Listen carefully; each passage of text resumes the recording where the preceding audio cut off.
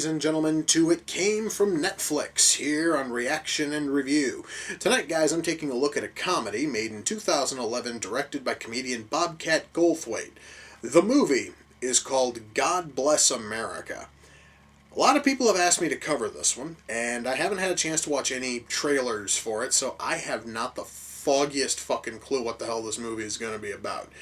The only thing I can tell you is, well, as I've already stated, it's directed by Bobcat Goldthwait. Those of you who don't know who he is, Bobcat Goldthwait is a comedian who has a voice which is like nails on a chalkboard, which is probably why every time he's in a movie acting, his role is usually kind of small, because I think that him in any movie for more than 20 minutes would probably drive audiences away, because again, like nails on a fucking chalkboard, okay? We really don't need to go into detail here. He also has directed a few other films. The ones that immediately come to mind to me are World's Greatest Dad and Shakes the Clown, and I haven't seen either of those either, so I don't even know what the hell his directing style is like. But there is one way to find out, and that is if I stop rambling and I press play, and that's exactly what I'm going to do. So, without further ado, it's time to kick back, relax, and check out God Bless America. So we have a main character who fantasizes about just randomly killing fucking douchebags and despises the sound of loud crying, irritating babies. I have a feeling I'm going to enjoy this character a lot, guys.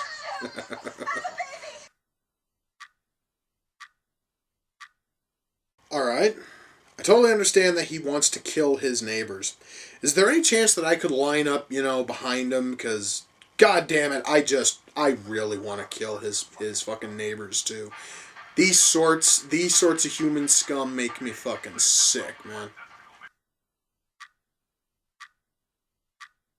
Well, folks, after hearing our main character rant and rave for the better part of 2.5 minutes or so about all the problems in his life and all the problems with society in general, I am convinced that this man is me in about 20 years or so. And it is for that one reason alone I fucking love this character. Oh, hells yes!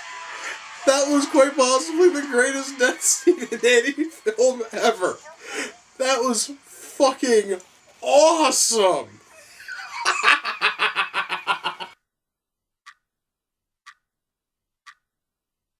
Okay, you know what? Her aim really sucks.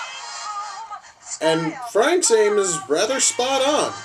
So why the fuck did he give her a gun if she couldn't shoot the side of a barn from inside the fucking barn? Okay, you know what? I actually was going along with her just fine, and then she had to knock Bon Jovi and Poison. Don't be hating on Bon Jovi and Poison. Well, don't be hating on Poison, at least. Well, Bon Jovi, I can take or leave, but Poison isn't too bad. Jesus Christ. You know, folks, that was probably the most satisfying death I've seen in this entire film. Now, if only somebody could do that to the actual Westboro Baptist Church, then this world would be a far better fucking place, man. God damn it. You know what? I totally understand that this irritating character is supposed to be essentially like this movie's version of William Hung, but you know what? I still want him to fucking die. Partially because I also want William Hung to fucking die. That's saying a lot.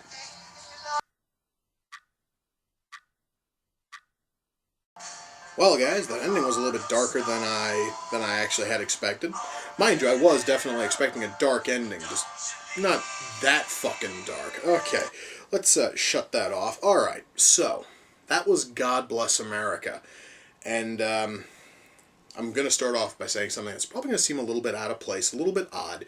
In 1993, Joel Schumacher put out a film, a really good film, just called Falling Down. And this film almost feels like a remake of Falling Down made for the 21st century audience, while also mixing in little hints of stuff like Natural Born Killers and Bonnie and Clyde. It works very, very well. Mind you, I'm also a fan of Bonnie and Clyde, Natural Born Killers, and Falling Down, so I'm kind of biased. I'm trying to figure out where the hell to start now from that. Well, I should start with the film's tone. Yes, yes, this movie is ridiculously dark. I mean, it is pitch black dark. The movie starts with our main character Frank fantasizing about shooting up his neighbors, and that is the bright spot of the film. It gets darker from there. So yeah, if you're not into dark films with a dark tone, films with dark humor, you're gonna hate this. All right, if you cannot get into those things, you're not gonna want to watch this. Remember, you have been warned. Okay. Otherwise, writing. Man, this story is really good. Even though, like I said, it basically is just falling down for the 21st century, it still is able to do enough stuff on its own that makes it work very, very well. A lot of it has to do, I think, with just Frank's logic behind killing. Because you see, I mentioned falling down and I mentioned natural born killers, and those were essentially just some, nut job or, nut jobs going out and just killing random people. Frank actually has a method to his madness. He has one basic rule, and that is, they only die if they deserve to. And he's very picky about that, and that is a fantastic way to go, and that's probably how I would be if I ever decide to go on a fucking killing spree. It's doubtful that I ever will, but what the fuck, fantasize a little. Yeah. Okay, so so we have characters who are frickin' developed very, very well. We have tons and tons of build-up on both of our main characters, Frank and Roxy, as well as every single one of their victims, and even those people who are in their lives who they decide not to kill. Everybody in this film is written very, very well, and the only thing I'm kind of pissed off about, well, I might have been pissed if it had this have gone the other way either. So it really is kind of like a lose-lose. There's one character I really wanted him to kill, but I knew damn well he wasn't going to. I'm not going to spoil who, but damn it, I would have felt so much better if he would have just pulled that fucking trigger once. But hey, I'm not going to dwell on that, especially with a movie that was this good. I'm not going to dwell on a little minor nothing. What I am going to dwell on, though, is there are a few points in the story where they basically go for a very, very cliched, hackneyed twist that has been seen dozens and dozens of times in films, and you're probably going to see these twists coming about half an hour, if not longer, before they hit. Now, if you can look past that and just kind of accept the fact that those are just common, like, movie, tropes and just be done with it, then hey, fine, rock on. However, when I was watching it, those couple of very predictable twists did happen to take me out of the film slightly. However, though, the movie was still good enough to have me completely immersed again in almost no time flat. So really it kind of renders my argument just slightly moot, but damn it, I wanted to mention it anyway. In terms of the humor, besides it being very, very dark, the humor is also very intelligent and very sharp. A problem I've noticed with a lot of comedies nowadays is that they have this horrible habit of wanting to hold the viewer's hand and walk them through every step of the joke to guarantee that they are going to laugh. In essence, they have to explain the joke because a lot of comedies are pandering to morons who don't get most jokes. And this movie refuses to do that, and it is 10 times more awesome as a result. Now, acting. Let's just take a little spin into acting. I want to talk about our two leads, because one of them, Frank, is played by Joel Murray, who is one of Bill Murray's brothers. Very talented actor in his fucking own right. A lot of people, though, they normally aren't willing to give a lot of the Murray brothers credit, unless they're, of course, Bill. And Joel here puts in a fucking outstanding showing, and it does show that he can hold a film alone, which is just awesome. And Roxy is played by a young actress by the name of Tara Lynn Barr. Yes. I have the cast list here. Bite me.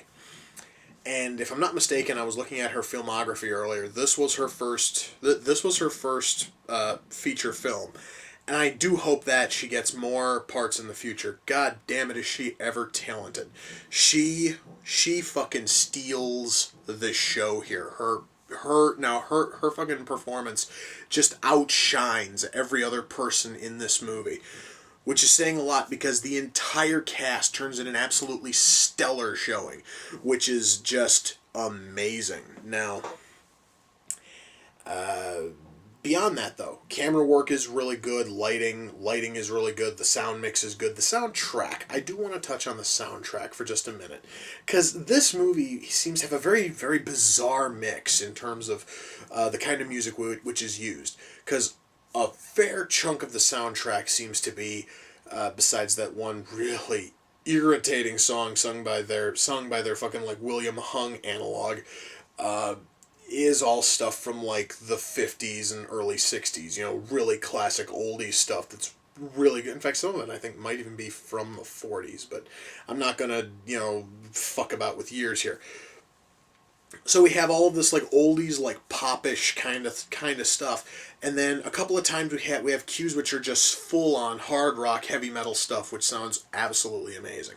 You would almost think that if you take those two, you know, very, very separate and different kinds of musical styles and you mash them into the same movie, it's going to make the movie sound a little bit off. But no, every single song is put in the perfect spot and it complements everything. This is not like a lot of modern films where they're just shoehorning in music for the sake of padding out a soundtrack. Everything here almost seems to have been hand-picked specifically to complement every scene, and man, oh man, does it ever work. Now, I know I've covered on the one big negative, and I've dumped a ton of positives onto this film. So, I think it's really not a big shock that I would highly recommend this film. In fact, I loved this.